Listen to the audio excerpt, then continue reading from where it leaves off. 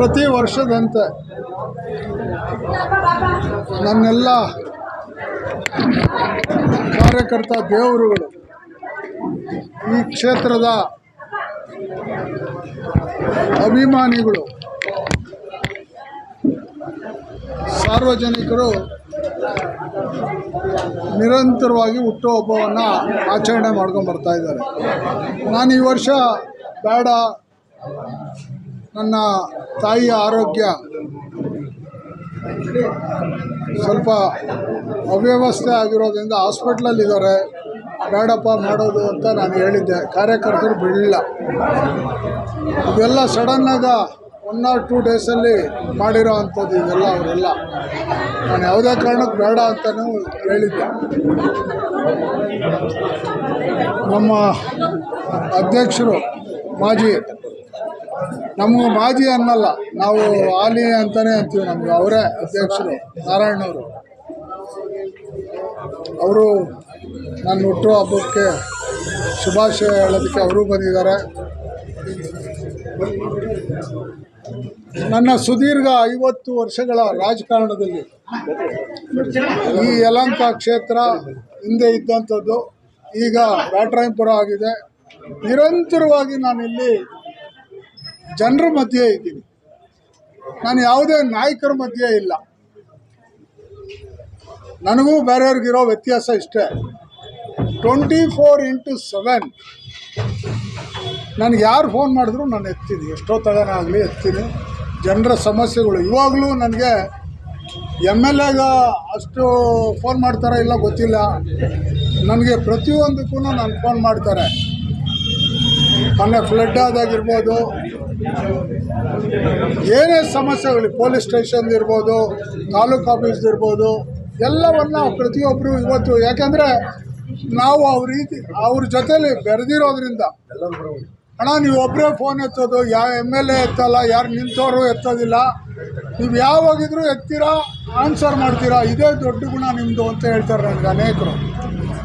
ನಾವು ಬೆಳೆದು ಬಂದ ದಾರಿ ಅದು. ನಾನು ಸಂಘದ ಹಿನ್ನೆಲೆಯಲ್ಲಿ ಬಂದಿರೋ ಅಂಥದ್ದು, ಸಂಘದ ಹಿನ್ನೆಲೆಯಲ್ಲಿ ಬೆಳೆದವರು. ಅವರೂ ಪ್ರಯತ್ನ ಮಾಡಿದರು MP ಗೆ. ದುರ್ದೈವ, ರಾಜಕಾರಣದಲ್ಲಿ ನಾವು ಅಂದ್ಕೊಂಡಂಗೆ ಏನೂ ಆಗೋದಿಲ್ಲ. ಆದರೂ ನಾವೇನು ಪಕ್ಷಕ್ಕೆ ಯಾವತ್ತೂ ದ್ರೋಹ ಬಗೆಯುವಂಥ ಕೆಲಸವನ್ನು ನಾವು ಮಾಡಲೇ ಇಲ್ಲ. ನಮ್ಮ ಉಸಿರಿರೋ ತನಕ ನಾವು BJPಯಲ್ಲೇ ಕೆಲಸ ಮಾಡ್ತೀವಿ, BJPಯಲ್ಲೇ ನಾವು ಇರ್ತೀವಿ. ನಾವು ಯಾರಿಗೆ ಟಿಕೆಟ್ ಕೊಟ್ಟವರು ನಾವು ಯಾರಿಗೂ ಮೋಸ ಅಂತಲೂ ಮಾಡಿಲ್ಲ. ಪ್ರಾಮಾಣಿಕವಾಗಿ ಕೆಲಸ ಮಾಡಿದ್ದೀವಿ. ಇಲ್ಲಾಂದರೆ ಅಷ್ಟೆಲ್ಲ ಮಾತುಗಳು ಬರ್ತಾ ಇರಲ್ಲ. ನಮ್ಮ MP ಚುನಾವಣೆಯಲ್ಲೂ ಅಷ್ಟೇ, MLA ಚುನಾವಣೆಯಲ್ಲೂ ಅಷ್ಟೇ ನಾವು ಪ್ರಾಮಾಣಿಕವಾಗಿ ಕೆಲಸ ಮಾಡಿದ್ದೀವಿ. ನಮ್ಮ ಕಾರ್ಯಕರ್ತರು ಹಂಗೆ ಎಲ್ಲ. ನನಗೆ ಅನೇಕರು ಇವರೆಲ್ಲ ಅಕ್ಕಂದರು, ಇವರೆಲ್ಲ ನಾನು ಯಾವಾಗಲೂ ಹೇಳ್ತೀನಿ. ನಾನು ಪ್ರತಿ ಸಭೆಯಲ್ಲೂ ಮೀಟಿಂಗಲ್ಲೂ ಹೇಳ್ತೀನಿ, ನನಗೆ ಯಾರು ದೇವರು ಅಂದರೆ ಕಾರ್ಯಕರ್ತರೇ ನನ್ನ ದೇವರು, ಅವರೇ ನನಗೆ. ಯಾಕಂದರೆ ಅವರಿದ್ದರೆ ನಾನು, ನನ್ನಿಂದ ಅವರಲ್ಲ, ಅವರಿಂದ ನಾನು, ಹಂಗೆ ನಾನು ಬೆಳೆದು ಬಂದಂಥವನು. ಬಹುಶಃ ಈ ಕ್ಷೇತ್ರದ ಜನತೆಗೆ ನಾನು ಅವರ ಋಣ ನಾನು ತೀರ್ಸೋಕ್ಕಾಗಲ್ಲ. ಭಾಳಷ್ಟು ಆಸೆ ಆಕಾಂಕ್ಷೆಗಳನ್ನ ಇಟ್ಕೊಂಡಿದ್ದೆ. ಈ ಕ್ಷೇತ್ರವನ್ನು ಹಂಗೆ ಮಾಡಬೇಕು, ಅಭಿವೃದ್ಧಿಯಲ್ಲಿ ಈ ಕ್ಷೇತ್ರವನ್ನು ಎಲ್ಲೋ ತೊಗೊಂಡು ಹೋಗಬೇಕು. ಬಹುಶಃ ಯಾರೂ ಊಹೆ ಮಾಡಿರಲಿಲ್ಲ. ನಾರಾಯಣ ರುದ್ರಾಲಯವನ್ನು 2ನೇ ಬ್ರಾಂಚನ್ನ ಇಲ್ಲಿಗೆ ತರಬೇಕು ಅಂತ ನಾನು ನನ್ನ ಚುನಾವಣೆಯಲ್ಲಿ ಘೋಷಣೆ ಮಾಡ್ಕೊಂಡಿದ್ದೆ. ನಾನು ಹೋರಾಟ ಆದರೂ ಮಾಡಿ ಮೋದಿಯವರ ಕಾಲು ಕೈ ಆದರೂ ಹಿಡಿದು ನಾನು ಇಲ್ಲಿಗೆ ತರಬೇಕು. ಯಾಕೆಂದರೆ ಸೌತಲ್ಲಿದೆ, ನಾರ್ತಲ್ಲಿಲ್ಲ. ನಮಗೆ ಭಾಳಷ್ಟು ಜನಕ್ಕೆ ತೊಂದರೆ ಇದೆ. ಅದರಿಂದ ಇವೆಲ್ಲ ಆಸೆ ಇಟ್ಕೊಂಡಿದ್ದೆ. ಹೆಬ್ಬಾಳ ಅದು ನಮ್ಮ ಕಾನ್ಸ್ಟಿಟ್ಯೂನ್ಸಿ ಬರೋವಂಥದ್ದು, ಅದನ್ನು ಡೆವಲಪ್ಮೆಂಟ್ ಮಾಡಬೇಕನ್ನೋ ಕನಸು ಕಂಡಿದ್ದೆ. ಬಹುಶಃ ದುರ್ದೈವ, ದೇವರ ಇಚ್ಛೆ ಏನಾಯ್ತೋ ಗೊತ್ತಿಲ್ಲ. ನಮ್ಮ ಕಾರ್ಯಕರ್ತರ ಇಚ್ಛೆ, ಕಾರ್ಯಕರ್ತರು ನನ್ನ ಜೊತೆಗಿರೋವರೆಗೂ ನಾನು ಈ ಕ್ಷೇತ್ರದಲ್ಲಿ ನಿರಂತರವಾಗಿ ಕೆಲಸ ಮಾಡ್ತೀನಿ. ಕ್ಷೇತ್ರದ ಜನತೆ ಪರವಾಗಿರ್ತೀನಿ. ನನ್ನ ಉಸಿರಿರೋವರೆಗೂ ಈ ಕ್ಷೇತ್ರದ ಜನತೆಯ ಇವ್ರನ್ನ ಯಾವತ್ತೂ ನಾನು ಮರೆಯೋದಿಲ್ಲ. ಆದ್ದರಿಂದ ಅವರೆಲ್ಲರ ಆಶೀರ್ವಾದ, ಎಲ್ಲರ ನನ್ನ ಮೇಲೆ ಅವ್ರು ಇಟ್ಟಿರುವಂಥ ಪ್ರೀತಿ ವಿಶ್ವಾಸವನ್ನು ನಾನು ಉಳಿಸ್ಕೊಳ್ತೀನಿ. ತಾಯಿ ದುರ್ಗಾ ಪರಮೇಶ್ವರಿ ತಾಯಿ ಈ ಕ್ಷೇತ್ರಕ್ಕೆ, ಆ ತಾಯಿಯ ಆಶೀರ್ವಾದ, ಆಮೇಲೆ ಎಲ್ಲ ನಮ್ಮ ಕಾರ್ಯಕರ್ತರಿಗೆ ಆರೋಗ್ಯ ಕೊಟ್ಟು ಆ ತಾಯಿ ಕಾಪಾಡಲಿ, ಅವ್ರು ಚೆನ್ನಾಗಿರ್ಬೇಕು ಅನ್ನೋದೇ ನನ್ನೆಲ್ಲ ಕಲ್ಪನೆ ಅಂತೇಳಿ ನನ್ನ ಮಾತುಗಳಿಗೆ ಆಗ್ತದೆ. ಯಾಕೆಂದರೆ 1 ನೇಷನ್ 1 ಎಲೆಕ್ಷನ್ ಏನೇನೋ ಇನ್ನೂ ಅನ್ಕೊಳ್ತಾ ಇದ್ದೀವಿ ನಾವು.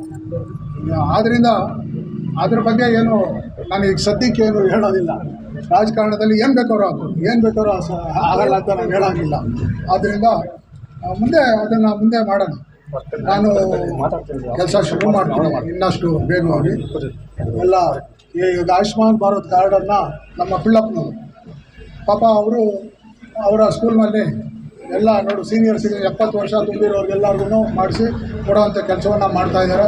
ನಮ್ಮ ಚೇತನ್ ಇರ್ಬೋದು, ನಮ್ಮ ಜಗನ್ನಾಥ್ ಅವರು ಇವರೆಲ್ಲ ದಯಾಳವರು ಎಲ್ಲರೂ ಎಲ್ಲರ ಹೆಸರು ಹೇಳ್ಬೇಕು. ನಾನು ಯಾರೇನು ಕಮ್ಮಿ ಇಲ್ಲ, ಇಲ್ಲಿ ಶೋಭಕ್ಕೂ ನಾನು ಆಮೇಲೆ ಬರೋದಿಲ್ಲ.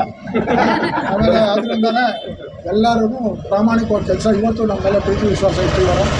ಅವರೆಲ್ಲರಿಗೂ ಆ ತಾಯಿ ದುರ್ಗಾ ದೇವಿ ಒಳ್ಳೇದು ಮಾಡಲಿ ಅಂತ ನಾನು ಹೇಳೋಕ್ಕೆ ಇಷ್ಟಪಡ್ತೀನಿ. ಬ್ಯಾಟರಾಯನಪುರ ಕ್ಷೇತ್ರದ ಹಿರಿಯರು, ನಮ್ಮೆಲ್ಲರ ಮಾರ್ಗದರ್ಶಕರು, ರಾಜಕಾರಣದಲ್ಲಿ 16 ವರ್ಷಗಳ ಸೇವೆ ಮಾಡಿರ್ತಕ್ಕಂಥವ್ರು, ಸಂಘ ಪರಿವಾರದ ಹಿನ್ನೆಲೆಯಿಂದ ಬಂದಿರತಕ್ಕಂಥವ್ರು. ಇವತ್ತು ನಾವು ನೋಡ್ತಾ ಇದ್ದೀವಿ, ಯಾವುದಾದ್ರೂ ಒಂದು ಹುಟ್ಟುಹಬ್ಬ ಆಚರಣೆ ಮಾಡ್ತಾರೆ ಅಂದರೆ MLA ಆಗಿರಬೇಕು, MP ಆಗಿರಬೇಕು ಅಥವಾ ಅಧಿಕಾರದಲ್ಲಿರಬೇಕು ಮಾತ್ರ. ಆದರೆ ನಮ್ಮ ಪಾರ್ಟಿಯಲ್ಲಿ ನಾವೆಲ್ಲರೂ ಸಹ ಒಂದು ಕುಟುಂಬದ ರೀತಿಯಲ್ಲಿ ವ್ಯವಸ್ಥಿತವಾಗಿ ಯಾವುದೇ ಕಾರ್ಯಕ್ರಮಗಳಾಗಿರಲಿ, ಹುಟ್ಟುಹಬ್ಬ ಇರಲಿ ಆಚರಣೆ ಮಾಡುವಂಥದ್ದು.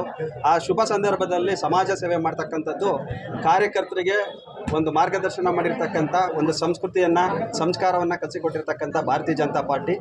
ಆ ಒಂದು ಪಾರ್ಟಿಯ ಅಡಿಯಲ್ಲಿ ಇವತ್ತು ಬ್ಯಾಟರಾಯನಪುರದಲ್ಲಿ ಸಾವಿರಾರು ಸಂಖ್ಯೆಯಲ್ಲಿ ರವಣ್ಣವರಿಗೆ ಯಾವುದೇ ಅಧಿಕಾರ ಇಲ್ಲ ಅಂದರೂ ಸಹ ಇವತ್ತು ಪ್ರೀತಿ, ವಿಶ್ವಾಸ, ಅಭಿಮಾನದಿಂದ ಬಂದು ಎಲ್ಲರೂ ಸಹ ಅವರಿಗೆ ಆಶೀರ್ವಾದ ಮಾಡಿದ್ದಾರೆ. ಒಂದು ಆಯಸ್ಸನ್ನು ಕೊಡಲಿ. ರಾಜಕಾರಣದಲ್ಲಿ ವ್ಯತ್ಯಾಸಗಳಾಗೋದು ಸಹಜ. ಮೊದಲಿಂದಲೂ ಸಹ ಅದೃಷ್ಟ ಇಲ್ಲ ಅಂತ ಹೇಳ್ಬೋದು. ಯಾಕೋ ಒಂದು ಕಡೆ ಅದೃಷ್ಟ ಇದ್ದಾಗ ಬೇರೆ ಬೇರೆ ವ್ಯವಸ್ಥೆಗಳಲ್ಲಿ ಅವ್ಯವಸ್ಥೆಗಳಾಗಿರ್ತಕ್ಕಂಥದ್ದನ್ನು ನಾವು ಬ್ಯಾಟರಾಯನಪುರದಲ್ಲಿ ಕಂಡಿದ್ದೀವಿ. ಹಾಗಾಗಿ ಮುಂದೆ ಬರ್ತಕ್ಕಂಥ ದಿನಗಳಲ್ಲಿ ಕಾರ್ಯಕರ್ತರ ಒಂದು ಆಶೀರ್ವಾದ, ದೇವರ ಒಂದು ಅನುಗ್ರಹ, ಪಕ್ಷದ ಹಿರಿಯರ ಎಲ್ಲ ಆಶೀರ್ವಾದದೊಂದಿಗೆ ಬ್ಯಾಟರಾಯನಪುರದಲ್ಲಿ ಭಾರತೀಯ ಜನತಾ ಪಾರ್ಟಿಯ ಒಬ್ಬ ಸದೃಢ ನಾಯಕನಾಗಿ ಹೊರಬರಲಿ.